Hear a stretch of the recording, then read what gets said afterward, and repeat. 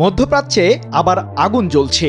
Israel ও Iran দুই দেশের সম্পর্ক বহুদিন ধরেই টান টান উত্তেজনায়, কিন্তু এখন পরিস্থিতি ভয়াবহ। চলছে একের পর এক হামলা পাল্টা হামলা, ড্রোন, ক্ষেপণাস্ত্র, সাইবার অ্যাটাক সবকিছুই এখন এই যুদ্ধে ব্যবহৃত হচ্ছে। কিন্তু বিষয়টা এখানেই থেমে নেই। পৃথিবীর শক্তিশালী অস্ত্রধারী দেশগুলো ভাগ হয়ে ইরান এবং ইসরায়েলের হাতে হাত রেখেছে। এতক্ষণ পর্যন্ত তারা বিবৃতি দিয়েই থেমে আছে, কিন্তু পরিস্থিতি যেভাবে থমথমে হচ্ছে সেখানে পরাশক্তিগুলোর মুখোমুখি হওয়ার সম্ভাবনা বাড়ছে। তাই এখন প্রশ্ন উঠছে, যদি একে অপরের মুখোমুখি দাঁড়ায় তাহলে কি হবে? তবে কি বিশ্ব এগোচ্ছে তৃতীয় বিশ্বযুদ্ধের দিকেই? আজকের বিশ্বের সবচেয়ে ভয়াবহ সংঘাতের নাম ইসরায়েল ইরান যুদ্ধ।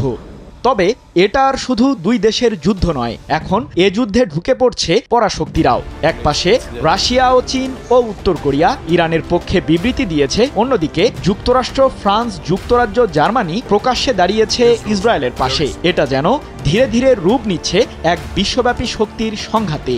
কারণ খবর চাউর হচ্ছে, তারা সেনা মোতায়েন করছে, যুদ্ধজাহাজ পাঠাচ্ছে আর কূটনৈতিক চ্যানেল গরম করে তুলেছে। আর এভাবেই যদি পরাশক্তিগুলো সরাসরি যুদ্ধে জড়িয়ে পড়ে, তাহলে বিশ্ব দেখতে পারে তৃতীয় বিশ্বযুদ্ধের ভয়াবহ দৃশ্য। এই যুদ্ধে আমেরিকার অবস্থানের দিকে নজর রাখছে রাশিয়া, উত্তর কোরিয়া এবং চীন। যদি আমেরিকা এখন ইরান ইসরায়েল দ্বন্দ্ব নিয়ে ব্যস্ত হয়ে পড়ে, তাহলে প্রভাব বাড়াতে পারে ওই তিন দেশ। সেক্ষেত্রে ইউক্রেনে রাশিয়া, দক্ষিণ কোরিয়ার উপর উত্তর কোরিয়া এবং তাইওয়ানের উপর চীন চাপ তৈরির চেষ্টা করতে পারে। সেক্ষেত্রে বিশ্বজুড়ে সংঘর্ষের আবহ তৈরি হতে পারে।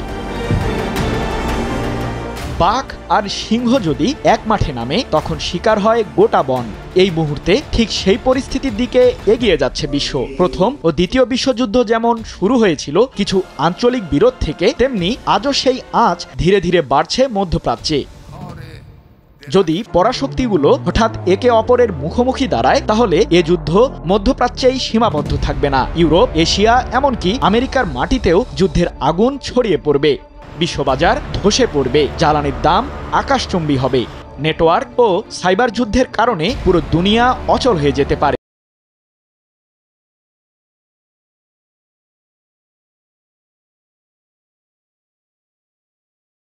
আছে এক ভয়ঙ্কর মোড়ে। কূটনীতি আর সংলাপই পারে এই যুদ্ধের আগুন নিভাতে। কিন্তু যদি হঠাৎ কোনো ভুল সিদ্ধান্ত নেওয়া হয়, তাহলে আকাশ ভরে যাবে যুদ্ধ বিমানে, পৃথিবী কেঁপে উঠবে ক্ষেপণাস্ত্রের গর্জনে, আর সাধারণ মানুষের জীবনে নেমে আসবে বিভীষিকার কালো ছায়া।